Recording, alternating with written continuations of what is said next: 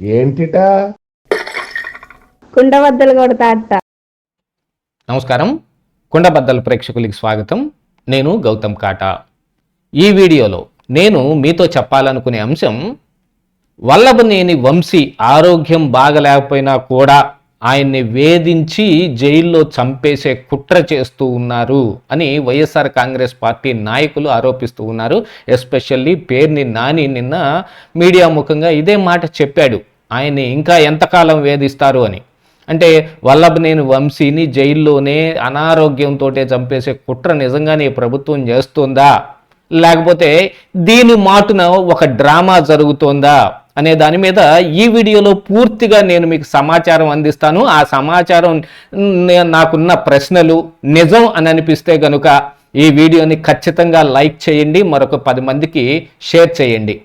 పూర్తిగా ఈ వీడియోని చూడండి. నేను లేవనెత్తిన ప్రశ్న మరి సమర్థనీయమైందా కాదా, అరే అలాంటి పరిస్థితులు ఉన్నా కూడా వాళ్ళు ఆ పని ఎందుకు చేయటం లేదు అనే దాని మీద ఖచ్చితంగా ఒకసారి ఆలోచించుకుంటే కుట్ర ఎవరిది అనేది కూడా అర్థమయ్యే ఆస్కారం ఈ వీడియోతోటి ఉంది.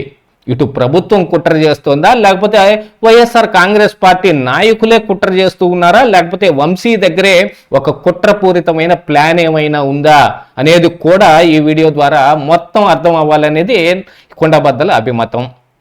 ఒక మనిషి ఆరోగ్యం గురించి బహిరంగంగా ఎవరు చర్చించకూడదు, ఇది చట్టపరంగా నేరమే, నైతికంగా కూడా ఎవరు ఆ పని చేయకూడదు. ఒక మనిషి యొక్క ఆరోగ్యాన్ని కానీ ఆయన బాడీని కానీ షేమింగ్ చేయటం కానీ, వాళ్ళని ఇదిగో ఈ రకంగా ఉన్నారని వాళ్ళని అవహేళన చేయటం కానీ, వాళ్ళకున్న అంగవైకల్యాలని ఎత్తి చూపించి అలాగా ఇలాగాని మాట్లాడటం చాలా తప్పు. నైతికంగా ఎవరు ఆ పని చేయకూడదు. కానీ ఇక్కడ వల్లభనేని వంశీ ఆరోగ్య పరిస్థితి వచ్చేటప్పటికి ఆయన మరి జైలుకి వెళ్ళేటప్పుడు ఎలాగున్నాడు, లోపలికి వెళ్ళిన తర్వాత ఆయన ఆహార్యం అంచెలంచెలుగా ఎందుకు మారుకుంటూ వచ్చింది. మొదట జుట్టుకు రంగేయటం మానేస్తే తెల్లబట్టం కానీ, తరువాత ఆయన వంగి నడవటం, బాగా ఎక్కువగా దగ్గటం కానీ, ఇక తర్వాత గుండు చేయించుకోవటం కానీ, నిన్నటికి మరి కస్టడీలోకి తీసుకుంటే వాంతులు, ఇక చాలా రకాలైన పరిస్థితులన్నీ కనిపిస్తూ ఉన్నాయి. హడావుడిగా హాస్పిటల్కి తరలించాల్సి వచ్చింది. ఒక మనిషి ఆరోగ్యం ఇలా ఉండి హాస్పిటల్కి తరలించినా నువ్వు ఎలాంటి మాటలు మాట్లాడతావా అని అనుకునే వాళ్ళు వీడియోని తర్వాత చివరి నేను ప్రశ్న సంధించే వరకు ఆగి ఆ ప్రశ్న విన్న తరువాత అలా ఎందుకు చేయటం లేదో కూడా ఒకసారి ఆలోచించుకోండి.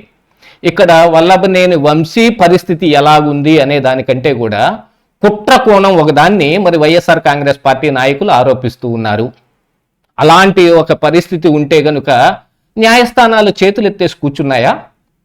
నిజంగా న్యాయస్థానాన్ని ఆశ్రయిస్తే ఇదిగో మాకు ఇలాంటి పరిస్థితులు ఉన్నాయి, ఈయన ఆరోగ్యం బాగా క్షీణించింది, మెరుగైన వైద్యం కోసం అసలు ఈయనకి బెయిల్ ఇవ్వండి, మేము మంచి హాస్పిటల్కి తీసుకెళ్లి వైద్యం చేయించుకోవాలి అని అంటే మన ఆంధ్రప్రదేశ్ రాష్ట్ర హైకోర్టు బెయిల్ ఇవ్వనని ఏనాడైనా ఎవరికైనా చెప్పిందా?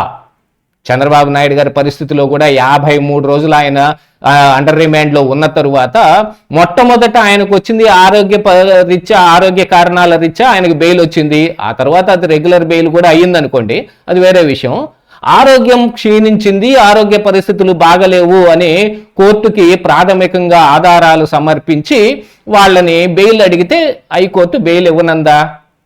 ఆ బెయిల్ ఆరోగ్య కారణాల రీత్యా బెయిల్ అనే అంశాన్ని మాత్రం తీసి పక్కన పెట్టేసి ఇదిగో ఆయన్ని జైల్లో వేధిస్తున్నారు, ఆయన ఆరోగ్యం బాగలేకపోయినా కూడా ఆయన మీద కుట్రలు చేస్తూ ఉన్నారు, పీటీ వారెంట్లు ఇష్యూ చేసి ఆయన్ని అలాగనే జైల్లో అట్టిపెట్టేస్తున్నారు అని అంటే కోర్టుకి ఎందుకు వెళ్ళడం లేదు, కోర్టును ఎందుకు ఆశ్రయించటం లేదు? అంటే ప్రాథమికంగా ఆధారాలు మీ దగ్గర ఏమైనా లేవా, లేకపోతే లోపల వల్లభనేని వంశీ ఇప్పుడు దీని గురించి మొత్తం చేస్తుంది మొత్తం డ్రామానా అనే అనుమానాలు అందరికీ వస్తాయి కదా. సరే, అది నిజమే అని అనుకుంటే మీరు కనీసం కోర్టును ఎందుకు ఆశ్రయించటం లేదు? ఆయన భార్య ఆశ్రయించవచ్చు, లేకపోతే మీ పార్టీ నాయకుడు కాబట్టి మీరు కూడా ఆయన ఒప్పించైనా సరే మరి హైకోర్టుకి బెయిల్ కోసం వెళ్ళొచ్చు. ఏదో ఒక రకంగా వీటన్నిటిల్లోనూ ఇప్పుడు ఈ సమయంలోనే మొత్తం గడుపుకుని వస్తే రెగ్యులర్గా బెయిల్ వచ్చేస్తే ఇక మళ్ళీ అరెస్ట్ అయ్యే అవకాశాలు ఉండవు. అదే ఆరోగ్య కారణాలు రీత్యా అయితే గనుక ఆయన బయటకు వస్తే మళ్ళీ అరెస్ట్ చేయొచ్చు, బెయిల్ అయిపోవచ్చు, అయిపోయిన తర్వాత మళ్ళీ ఆయన లొంగిపోయి మళ్ళీ జైలుకి వెళ్లాల్సిన పరిస్థితి రావచ్చు. లేదు బయటకు వచ్చిన తర్వాత ఇప్పుడున్న ఆరోగ్య పరిస్థితులు అంత సీరియస్ ఏం కాదు, కొంచెం సరైన వైద్యం అందిస్తేనో వీటి ద్వారానో ఇది నయం అయిపోతుంది అని తెలిస్తే బెయిల్ కూడా రాకుండా మరి మా అండర్ రిమాండ్ గానీ ఆయన్ని మరి హాస్పిటల్కి పంపించే అవకాశాలు కూడా ఉన్నాయి.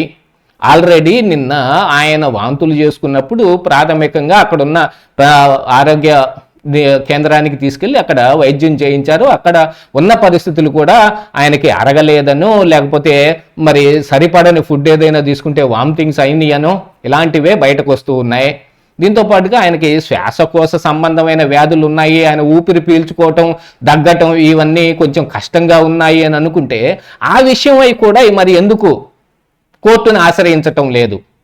కుట్రలు చేస్తూ ఉన్నారు అని ప్రభుత్వం మీద బురద చల్లటానికి ఫస్ట్ మాట వచ్చేది మరి హైకోర్టుకి బెయిల్కి ఎందుకు వెళ్ళటం లేదు, ఆరోగ్య కారణాల రీత్యా అనేది.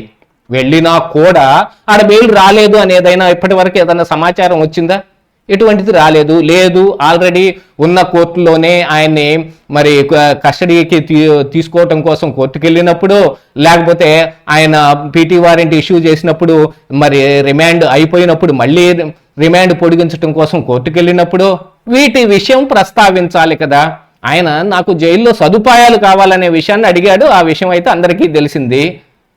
ఆరోగ్య కారణాల రీత్యా నాకు బెయిల్ ఇవ్వండి అని ఆయన ఏ రోజైనా బెయిల్ అడిగినట్టుగా కనిపిస్తుందా?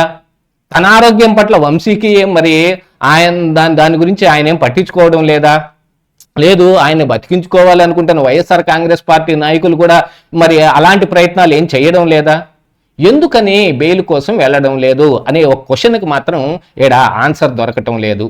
అంటే ఇది రెండో పార్శ్వంలో మనం ఆలోచించాల్సిన అవసరం ఉంది.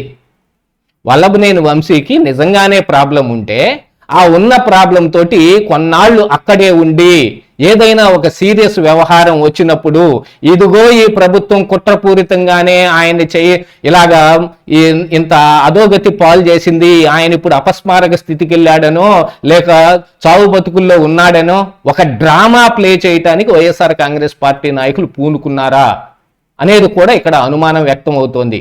ఈ అనుమానం పటాపంచలు అవ్వాలి అని అంటే కనుక ఖచ్చితంగా కోర్టును ఆశ్రయించి మరి ఈ కారణాల రీత్యా బెయిల్ తీసుకోవచ్చు. అలా కాకుండా వంశీకే నిజంగానే అంత పెద్ద సీరియస్ ప్రాబ్లం లేదా?